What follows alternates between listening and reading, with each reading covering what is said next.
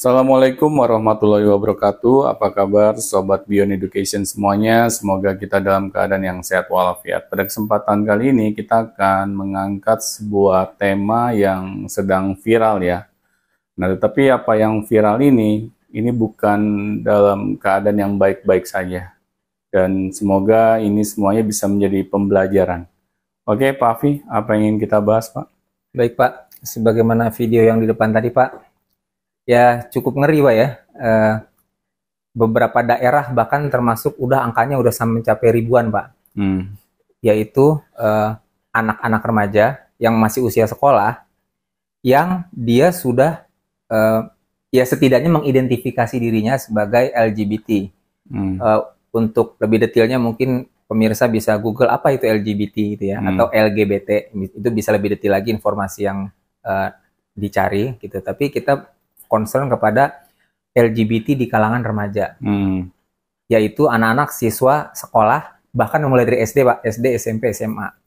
Nah, di situs resmi Dinas Pendidikan Kabupaten Bandung Barat itu bahkan mereka sudah menemukan beberapa sosmed atau Facebook gitu ya, salah satunya Facebook, itu yang namanya kumpulan barudak gay SMP SMA Garut. Baru Garut nih Pak ya. Jadi Facebook yang namanya kumpulan barudak itu apa sih Pak? Anak-anak ya, bahasa Sunda ya. Kumpulan barudak gay SMP SMA Garut, dan jumlah anggotanya lebih dari 2.600 orang. Itu baru Garut Pak. Dan ini ini temuan resmi dari Dinas Pendidikan Kabupaten Bandung Barat.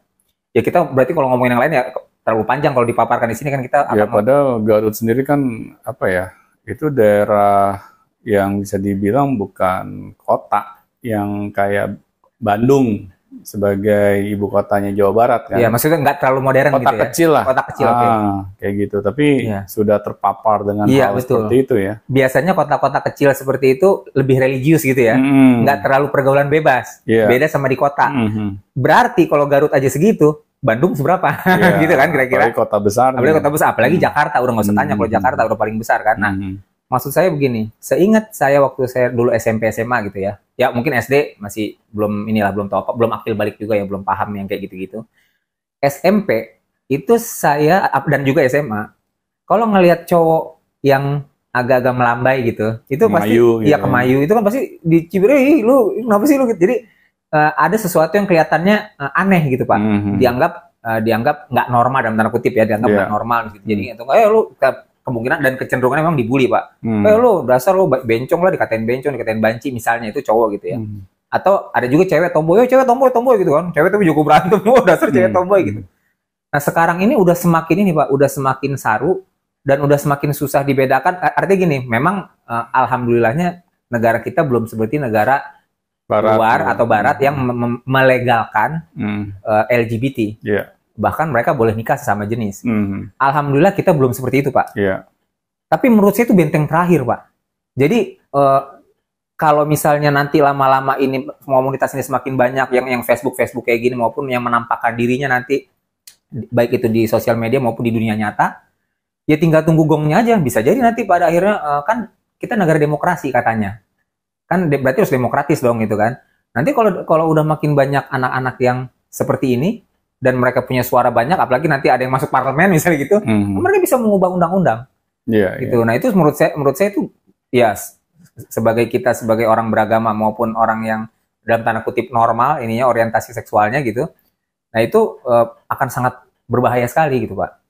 Nah ini gimana sementara mereka udah mulai masuk ke kalangan anak-anak atau remaja. Nah itu seperti apa Pak kira-kira yang bisa kita bahas di kali ini? Ya malahan lebih bahaya negara yang dicap negara religius Pak. Dibanding yang terbuka? Iya, yang kayak dunia barat ya, yang lebih terbuka. Karena apa? Kalau negara religius, kadang itu sembunyi-sembunyi Pak melakukannya. Kita nggak berani misalnya langsung di hadapan umum. Ya, kalau misalnya di negara barat kan kayak ada pasangan, ciuman, di depan umum itu adalah hal yang normal Pak. Nah, bukan itu lebih bahaya Pak? Kenapa? Bukan itu lebih bahaya? Kayak dilihat semua orang kan? Benar, tapi orang-orang akan langsung kena sanksi sosial apabila misalnya sesama jenis. Yang maksud saya pasangan di sini lawan jenis, Pak. Ya. Mereka akan kena cibiran, Pak. Biasanya begitu, meskipun di negara barat ya. Nah, tetapi masalahnya kalau di negara dengan cap religius, mereka lebih pintar untuk menyembunyikan siapa diri mereka sebenarnya, Pak. Jadi lebih laten gitu, lebih bahaya. Lebih bahaya, Pak. Lebih bahaya. Apalagi sekarang ada sosial media, Pak ya. Sosial media ini kan bisa menjadi alat komunikasi, Pak, yang tanpa kena sensor, ya. Jadi apalagi anak-anak, Pak ya, generasi Z misalnya, yang mereka sudah sangat familiar dengan gadget. Ini yang perlu dikhawatirkan, Pak. Nah, bahkan orang tuanya mungkin mereka akan banyak yang kecolongan. Karena apa? Karena mereka nggak bisa memantau sosial media yang anak-anak mereka miliki. Nah, disinilah Pak yang seharusnya menjadi PR besar bagi para orang tua. Karena jangan mentang-mentang kita menyekolahkan anak kita di sekolah agama, bahkan di pesantren, terus kita pikir semuanya dalam keadaan baik-baik saja, Pak. Enggak, Pak. Malah saya menemukan, Pak, beberapa kasus, ya, LGBT itu di dalam lingkungan pesantren, Pak. Karena apa? Karena mereka ini sudah sekolah yang menginap, ya, terus tidak ada lawan jenisnya, hanya ada sesama jenis, terus mereka harus tinggal satu atap bertahun-tahun lamanya, apalagi kalau anaknya masih dalam keadaan yang pubertas, ya, mereka ini kan istilahnya lagi mencari jati diri, Pak. Nah, tetapi kalau mereka kayak tinggal di satu atap yang sama, terus bertahun-tahun lamanya, terus mereka dalam keadaan yang sedang ya mungkin nafsunya tuh sedang tinggi-tingginya. Puber ya, masa-masa puber ya. Masa-masa puber. Akhirnya yang saya takut, Pak, mereka melakukan sesuatu tuh yang nggak lazim. Nah, ini yang seharusnya para orang tua itu harus lebih khawatir, Pak. Kalau sampai mereka menyekolahkan anak-anaknya itu di sekolah yang menginap. Karena kita tidak tahu apa yang dilakukan oleh anak-anak kita. Ya, apalagi kan anak remaja ini fantasi seksualnya itu lagi semakin ini, Pak ya, menggebu-gebu gitu. Nah, dalam keadaan itulah seharusnya peran orang tua dimainkan, Pak, untuk menemani tumbuh kembang anak-anaknya. Nggak bisa kita titipkan. Terus kita harap, ya, para pengajar atau pendidik yang di sana itu mau menemani tumbuh kembang anak-anak kita yang sedang pubertas ini, Pak. Anak-anak yang sedang dalam keadaan pubertas, Pak, ini sangat rentan, Pak, untuk mendapatkan pengaruh buruk dari lingkungannya. Nah, kayak saya aja, Pak, anak saya ini dalam keadaan remaja seperti saat ini. Saya tuh terus memantau, Pak. Saya nggak berani saya lepas. Karena saya takut kalau saya lepas begitu saja, dia mendapatkan pengaruh buruk misalnya dari sosial media atau dari lingkungan sekitarnya, saya jadi kecolongan, Pak. Nah, masalahnya banyak orang tua yang kecolongan, akhirnya nasi sudah menjadi bubur, dan nggak bisa dikasih cakwe dan ayam lagi, Pak. Maksudnya udah nggak bisa dibalikin lagi gitu? Susah, Pak. Orang yang sudah punya kelainan seksual, ya, penyuka sesama jenis, itu untuk balik lagi ke dalam keadaan yang normal, sulit. Itu butuh effort yang luar biasa, Pak. Ya. Dan dia terbentuknya ketika masa pubertas itu? Atau sebetulnya? Biasanya, Pak. Biasanya. Jadi, ya mungkin kalau dalam usia masih anak-anak kecil gitu, Pak ya. Ya, kalau si anak ini nggak pernah menemui figur seorang ayahnya, misalnya ayahnya sibuk bekerja, apalagi kalau ibunya juga sibuk bekerja, akhirnya si anak ini nggak mendapatkan perhatian dari seorang ayah. Yang saya takut ya kita harus lihat dulu lingkungannya yang di sekitarnya bagaimana. Apakah dia mendapatkan pola asuh yang semestinya atau enggak.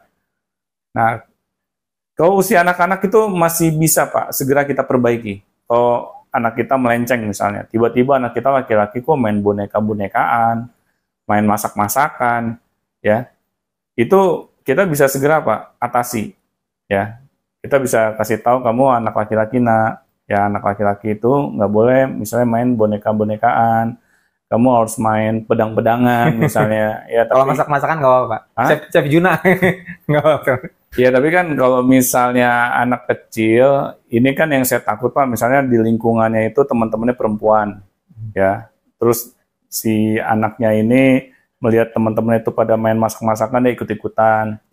Nah, terus dia lihat apa teman-temannya ini mungkin ya gerakannya itu ya rada Ya inilah. perempuan semua gitu ya. Jadi pergaulan Lambai, ya gitu. bukan masakan-masakannya tapi bergaulnya sama siapanya gitu Iya, ya. Nah, ya, tetapi kan ya ini Pak, maksud saya, kalau misalnya anak laki-laki, memang saya nggak melarang Pak anak laki-laki untuk senang ini ya melakukan hal-hal yang berada seputar di dapur ya.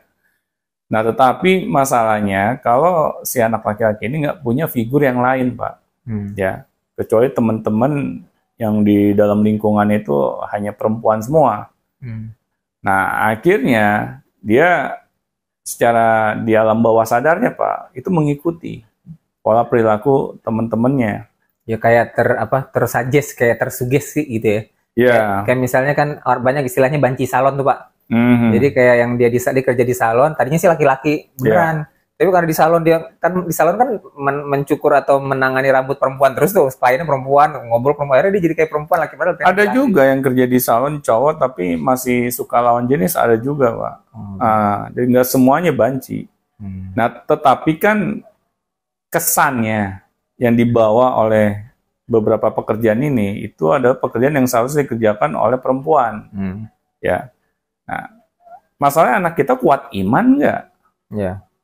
Nah ini, kalau misalnya anak kita aja nggak ada istilahnya pendidikan agama yang diberikan oleh orang tuanya langsung ya, yang memberikan pendidikan agama, misalnya orang tua tuh memberitahukan kepada anak mana yang benar, mana yang salah, ya, mana seharusnya pola perilaku laki-laki itu seperti apa, pola perilaku anak perempuan itu seperti apa. Nah itu harus orang tua langsung Pak.